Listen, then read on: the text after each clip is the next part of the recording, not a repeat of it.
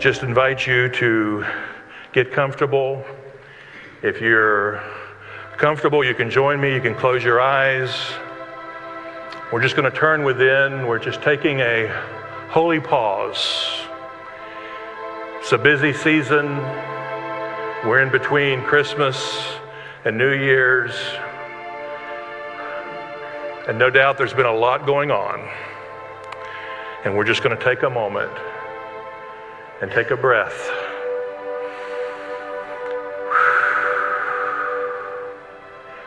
And maybe a breath or two. And just relax and settle in. Turning within to that holy sanctuary. To that place of the peace that passes all understanding. The place where the healing waters flow. The place where the Spirit of strength infuses us, inspires us, refreshes us. We turn within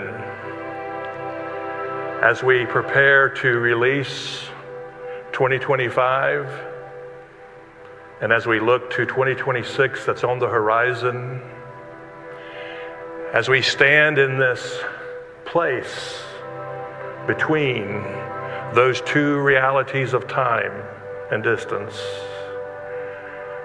we say thank you for all the blessings,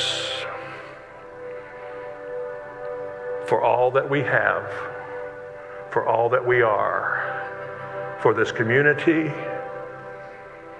for the Spirit within, for the hope for tomorrow.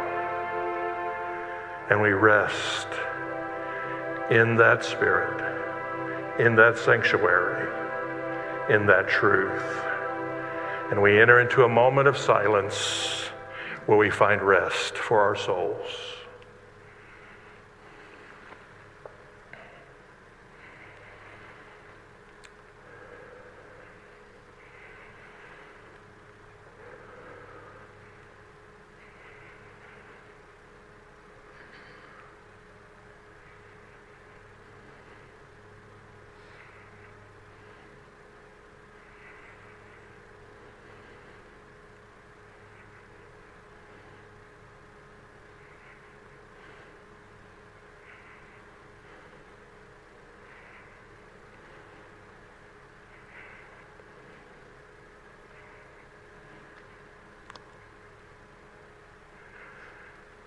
We come back to this present moment, so thankful for the silence and the strength it brings. So thankful that at any time we can take a pause and rest and find guidance, find direction, find strength, find joy, find peace, whatever we need. And it is my prayer today that whatever you need, you receive that. Speaking peace to any storm, wholeness to any struggle. You are the beloved. So this morning, be loved. And so it is. Amen.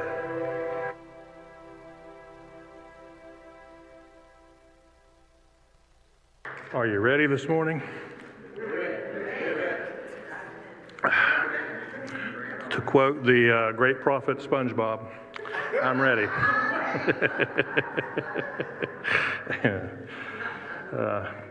I'm Mike Davis. If you didn't know, I forgot to introduce myself in the beginning. But I feel like probably everybody knows me, but if you don't. And Trish this morning is at her former community, Unity in West Palm. And it's a great full circle moment for her. And definitely holding her in prayer. They're just starting now. Their service starts at 11. And we talked this morning. our messages are similar, so we'll see how. I told her, I said, we'll have to compare notes afterwards. But so today's message is, are we there yet? We're standing on the precipice of ending of one year and beginning of the next. What have we learned? Have we thrived? What about that white stone word? Is it at work? Ready for a new one soon? So many questions to be gently explored.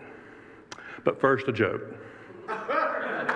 And I use that term loosely, okay? My kids would tell you that I'm the king of dad jokes, so they're not always that great. I asked my dad, where do you see yourself in 10 years, Dad? He replied, in 10 years, I think we'll still be using mirrors. Thanks, Dad. So hopefully the message gets better, but anyway. I want to share with you this morning, and I think everybody is sort of, this time of year always brings that about, right? That you're sort of looking back and thinking about what's been this past year, and then you're looking forward to what's going to be coming. And from a unity perspective of closing out an old year and stepping into a new one, it's less about regret or fear and more about conscious awareness, release, and intentional alignment. So I want to share with you this morning 5 key considerations as we move from this place. The first one, as we look back into 2025, not everything probably went exactly like you planned. But one of the first things we learn to do in New Thought is to release things without judgment, without attachment. Gently letting go of the past year, its successes and its missteps, without condemnation, without shame, without judgment. Unity teaches that there is no value in guilt or shame. Instead, we bless the lessons learned and release what no longer serves our spiritual growth.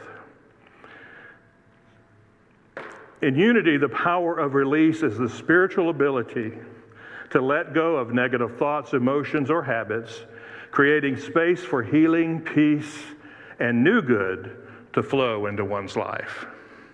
So this morning, as we sit here on the 28th of December, we release all the good and anything that we might term differently in 2025. And we value and hold to the lessons, and we look forward to what is ahead, the new life that's flowing in. You see, life is not a linear line where you start at birth and then you go till death. Life is actually a circle, or even better yet, a spiral. And I was thinking, in Florida, it doesn't mean quite the same when we talk about seasons, but we do sometimes have all the seasons in one day here in Florida. So, we can identify and understand that. But I'm 58 years old, so for 58 years, I have went through that cycle of seasons for at least 58 times, or at least close to that. Winter, spring, summer, and fall. That's the natural order. That's the divine order of the flow. And every season brings something different. There was a time a year ago that we were all sitting in this place on the last Sunday of December in a different time, in a different space, and yet doing the same things, looking back at all of the lessons we've learned and also looking forward with hope and expectation. I know last year had just found out right before Christmas break that my program was going to be no longer funded. And I couldn't let my staff know till after we came back after break, so I carried that all winter break. And not knowing what the future was going to hold as far as my career and as far as the career of my team. Happy to report a position opened up. We all were placed. Everything went well. And yet, that was something I had to go through.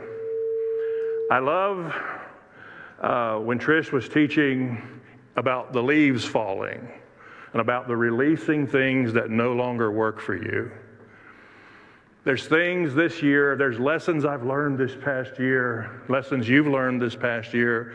And some of those lessons are, maybe this isn't working for me. I've quoted this a bunch of times from this platform, but borrowing from Dr. Phil, how's that working for you? That's a question I ask myself often about whatever area in my life. And last year, when I was getting ready for the White Stone service, there were 4 areas that I focused on in my own life. Not all 4 areas are where I hoped they would be December 28, 2025. But I'm also not where I was a year ago in those 4 areas of my life. Because there's a process that has to happen.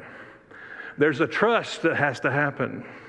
And you can trust the process. You can trust the goodness of the universe, of God, whatever term you want to use.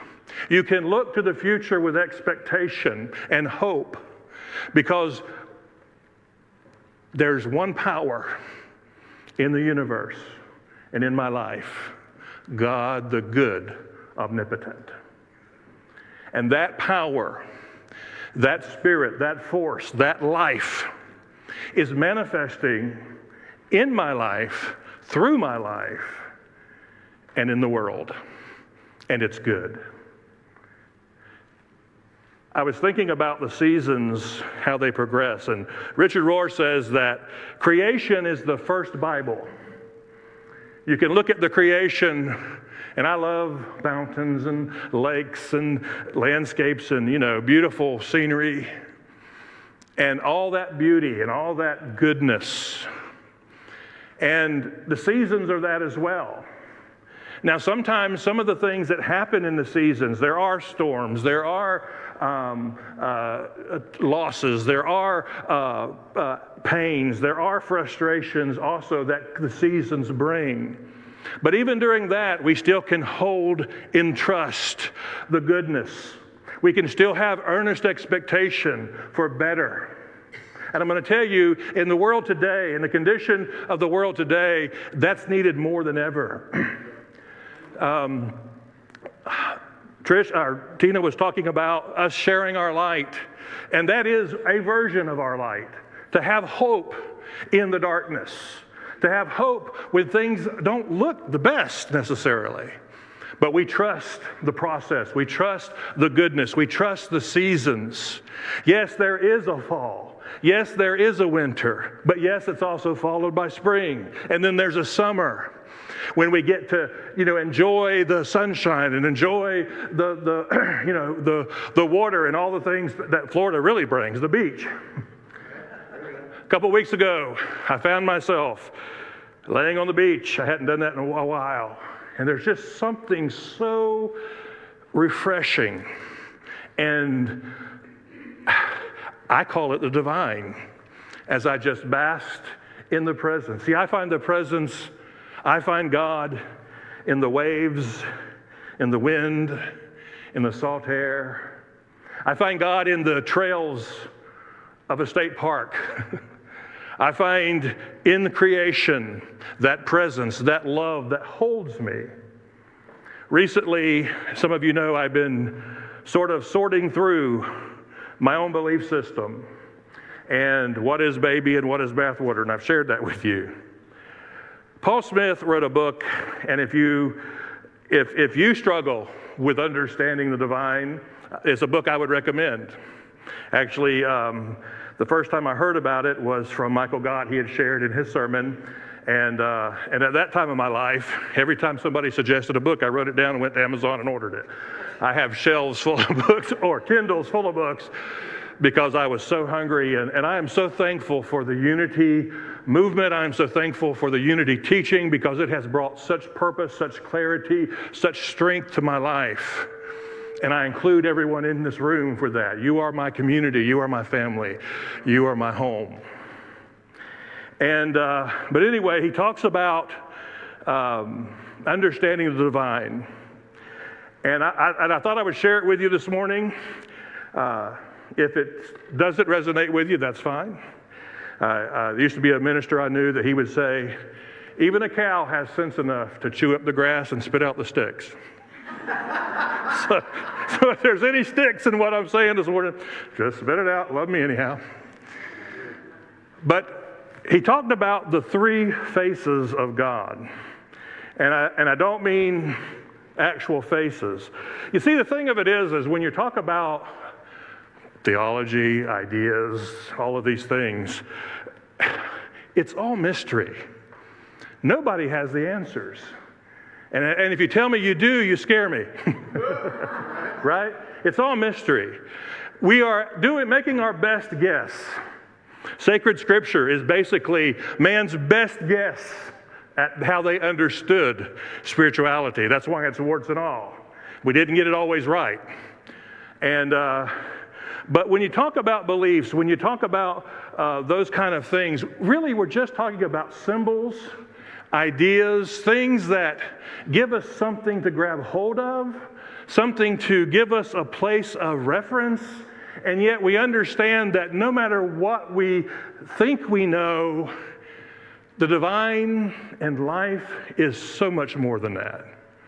It helped me to understand, one of the biggest struggles I had was trying to understand that God's not a person, that God is principle. And finally, it occurred to me, it's not that God's not a person only, it's that God is so much more than a person can be.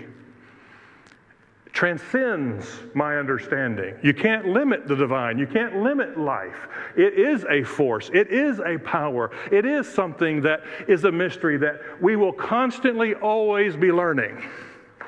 But in Paul Smith's book, he talked about the three faces of God, or the three understandings, if you will, of God.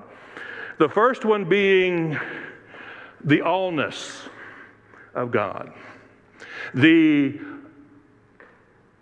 God that is bigger than us, bigger than anything that we can identify or say.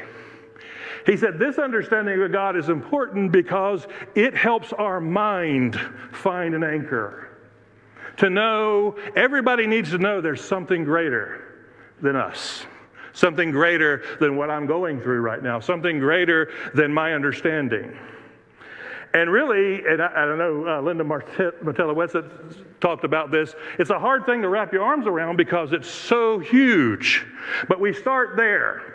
Because my mind can understand that God is a mystery, divine is a mystery. And I use the term God. We can put in their universe, we can put in their source, we can put in their life. And I usually use the term spirit because it's not really easy to define. So it fits. But don't let the labels get you caught up or trip you up, because I'm still talking about the allness. There's just something big. Because I'm going to tell you something. When I'm battling a big battle in my life, I need a big God. The second face of God he talked about that was the God above all, okay, the allness of God. The second face of God he talked about was the God with us. And we just had Christmas, Emmanuel, God with us. That's the God that sticks closer than a brother. That's the personal relationship. And yes, you do have that. It's that closeness, that I'm not alone. No matter what I'm facing, I don't have to be alone. And that is for our hearts. Our hearts need connection with one another, with the divine. As a matter of fact, I connect with the divine through my connection with you. When I walk in this place, I feel the presence of what I call God because of the love that I feel from you. But our hearts need connection. Our mind needs that big picture. Our hearts need that connection. But then the third face of God, or understanding of God that he shares, is God in us, as us. By the way, the name of the book is Your God Big Enough, Close Enough, and You Enough? By Paul Smith, if you want to check it out. And that is the Spirit within, the Christ within, that seeks to express the divine in our life and through our life. The light that Tina was talking about. And as we look at 2025 and as we look toward 2026, there is this awareness that I have that there is a force, there is a love, there is a consciousness that wants my highest good. And that life within me, if I cooperate, if I lean on it, if I turn to it, my life, step by step, will become better and better. I was telling Trish this morning, I said, I know this is sort of a full circle moment for you to be speaking to you, to your former community where you haven't been for a few years. I said, but I prefer the term, it's a spiral moment, because you're not the same person that spoke there last time. It's been, over 4 years or so? She's higher. She's rose, right? It's the same thing with us. Like I said, life is not a linear line. It is a spiral. And even though we went through winter last year, this winter, hopefully we're all a little higher in consciousness, a little higher in understanding than we were last year. I look forward to spring. I look forward to being a little better off than I was in spring 2025. And we continue to grow and we continue to rise up because there is that Spirit of the Christ within us that's calling us, compelling us, pushing us higher and into better things. And when you understand that, you can have such optimism, such hope, such earnest expectation in a world that doesn't offer that, but in a Christ Spirit within us that is that. And we can embrace that, and therefore we can be a bright light in 2026 like never before. That Spirit within, I said that the allness of God is something our mind can grasp. The closeness of God, if you will, is what that connection that our heart yearns for. But that within God, that God in us, as us, that gives us identity. That gives us an understanding of who we are. And we can sing with Tracy, I am ready. I am ready to move into bigger things and better things. I am ready to let go of some things in my life that has held me back long enough. You see, that circle, have you found that you go through the same challenges over and over and over? That is the mercy of the Christ. Because Jesus understood this, because Jesus referred to God in two ways. One as Spirit, and that's one of the reasons I like to use the term Spirit. But he also referred to God as a parent.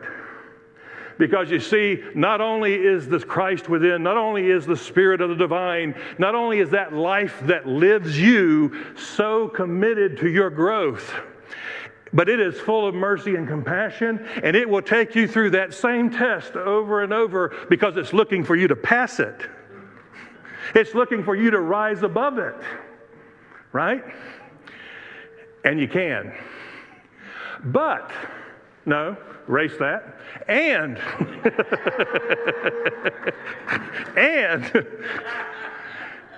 don't have shame or judgment about that battle or that challenge or whatever you want to call it that you struggle with. Embrace it. Love it. It's you. You know, I hope in next year, if I'm speaking or if I'm just here in the last Sunday of 2025, I hope there's less of me. But I've learned that even though I want less of me, I love all of me. Yes. Because you can only change what you love, what you're grateful for. I'm grateful for the lessons, even the tough ones. And that's a powerful place to be. So I want to encourage you, don't beat yourself up. Show yourself compassion. I tell people all the time, if a close friend came to you and shared with you the same thing you're going through, what would be your reaction to them? Love yourself as much as you would love a friend who's going through the same thing. Because we can be sometimes our own harshest critic. It's okay, it's winter. And in winter, not so much in Florida, but just visualize with me. In winter, snow covering the ground, I remember my first winter in Tennessee. I was there for about 6 months. That was my first experience of winter. And even though that's still not winter that some of you have had, I did have a week in Omaha one time, and that was real winter. But the thing that amazed me is I was like, where'd all the green go? And there wasn't much snow that year, but there was a lot of ice and just cold. And there wasn't a leaf, there wasn't a green. And I'm like, I told friends, I'm like, I miss Florida. It's green all year round. But everything was in a pause. There were seeds in the ground full of potential. And that's where we are this morning. There is a seed in you. There is a spirit we call the Christ within that is your potential. And you can allow that to express in ways moving forward that it hasn't had a chance to yet. Now, I'm going to tell you the bad news, and it really isn't bad. But you never stop growing. You never stop transforming. Matter of fact, you're probably not here in physical form if you stop. As long as you're here, we're continuing to grow. But that is what winter is for. Winter is an incubation. Winter is a time of preparation. There's a lot going on under the surface you can't see. And then spring, it bursts forth. And then in summer, it's full bloom. And then you're just enjoying life. And then fall says, okay, you've embodied what the divine's doing in you. Now it's time to let go of some things that no longer serve you. And then winter comes, and winter says, okay, now just hold it. Hold the potential and look for the refreshing, the renewal of spring to come. And that happens all through the years, all of our life. It's always been that way. That's the divine order, all those seasons over and over and over. And everything we see in creation has its mirror. It is a mirror of the spiritual. And that is what's happening in spirit. We are going through seasons. We're going through times of growth. And it's that whole spiral. And as I said, hopefully we're going up. If you're not, it's okay. Don't beat yourself up, but start setting an intention to go up. I wasn't sure where this was going to go this morning, so.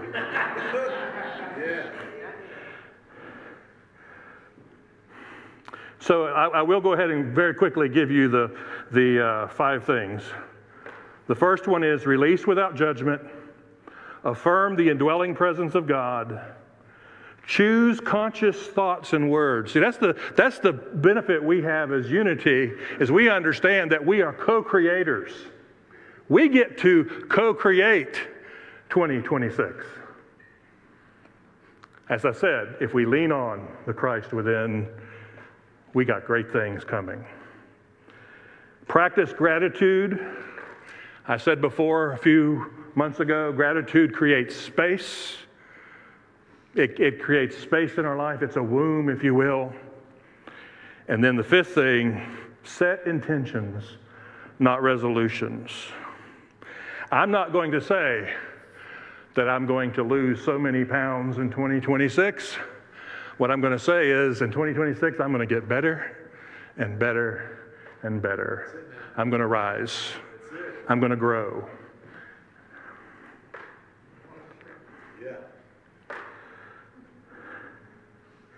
It's a natural process. And just like each season takes time and has purpose, it must be allowed to run its full course. So does life, especially when it comes to healing and grief. And I want to say this because some of the things that you may be going through, this isn't about rushing through and saying, okay, I want to make spring come. That's, as Trish said, that's positive, our toxic positivity, right? When we our spiritual bypass where we try to make something. No, allow that season to fully have its expression. We've seen that in nature. If winter, there's times that winter seems to go away and spring, it seems like spring, right? And all the flowers start blooming, and then all of a sudden winter comes back. What happens to all those plants and flowers? So it's not about rushing. It's about trusting the process. So if you're going through something, sit in it, allow it to fully express, love yourself through it, and just know that it's only temporary, that you're going to grow through it. The cycle pattern mirrors how evolution and thought often requires phases of emergence, exploration, reflection, and renewal. There's a seed in you, and it's going to emerge into great things. But allow it time to germinate.